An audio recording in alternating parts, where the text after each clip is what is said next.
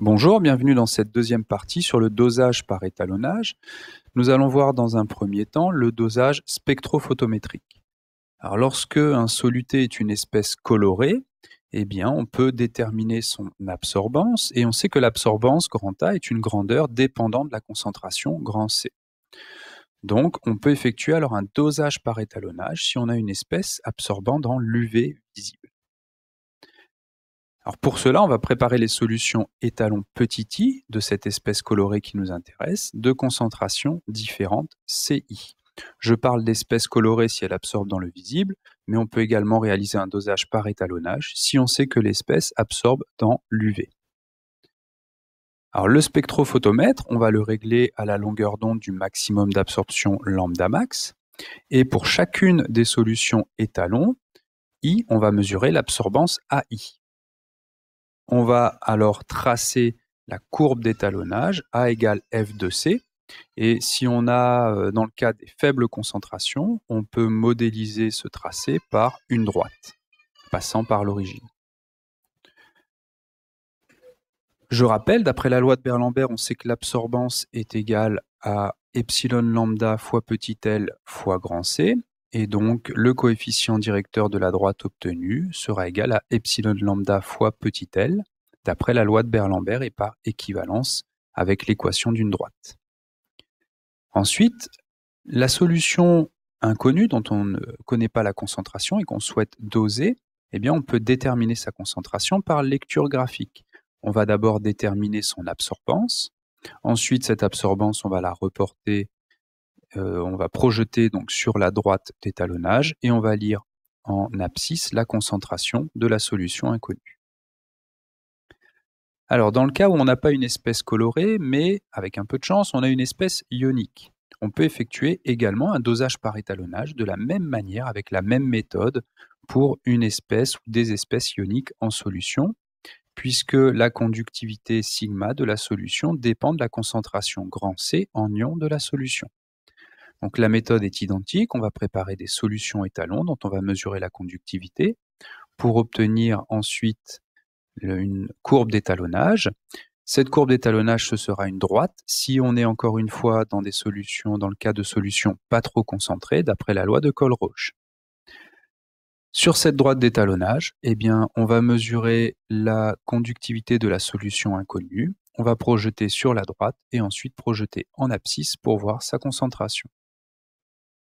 Alors, dans les deux situations, on a été obligé de préparer des solutions étalons petit i de différentes concentrations. Donc, petit rappel sur le principe de la dilution pour la préparation de ces solutions étalons. Donc, ce sont des solutions de concentration connue qu'on va préparer par dilution d'une même solution mère de concentration connue, évidemment. Le protocole de la dilution, on rappelle qu'on prélève un volume Vm de solution mère à l'aide d'une pipette jaugée et que ce volume, on va le verser dans une fiole jaugée qui sera de volume Vf, c'est-à-dire le volume de solution fille que l'on espère.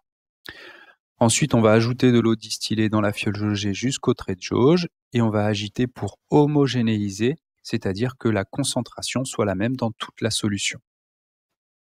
Petit rappel sur les relations qu'il y a lors d'une dilution entre la solution mère et la solution fille. Eh bien, lors de la dilution, il y a conservation de la masse et de la quantité de matière de soluté. En effet, on prélève un certain volume de solution mère qui va contenir une masse ou une quantité de soluté. Cette masse ou cette quantité, on va ensuite la placer dans la fiole jaugée dans laquelle on va simplement ajouter de l'eau distillée. Donc, on n'a pas modifié ni la masse ni la quantité de matière de soluté. Grâce à cette conservation de la masse et de la quantité de matière, on peut écrire deux relations, soit l'égalité des masses, ici, soit l'égalité des quantités de matière. On va développer ensuite égalité des masses, sachant que la masse est égale à la concentration massique multipliée par le volume, eh bien, on peut aboutir à cette égalité. Si on doit ensuite l'utiliser pour une application numérique, on fera attention à ce que les concentrations massiques et les volumes soient chacun dans la même unité. Si les volumes sont en millilitres, on n'est pas obligé de convertir, on peut les laisser les deux en millilitres puisqu'il y a un volume de chaque côté de l'égalité. Pour l'égalité des quantités de matière, c'est le même type de relation. On va développer, sachant que la quantité de matière est égale à la concentration molaire multipliée par le volume. Alors, une dilution, elle est caractérisée par un facteur de dilution. Plus ce facteur est grand, plus on aura dilué, c'est-à-dire plus on aura ajouté d'eau. Pour le déterminer, eh bien, on peut le déterminer de cette manière-là. F est égal au volume de solution phi divisé par le volume de solution mère. Ceci peut nous permettre de retrouver les volumes de pipettes jaugées et de fioles jaugées qu'il faut utiliser lors de la dilution.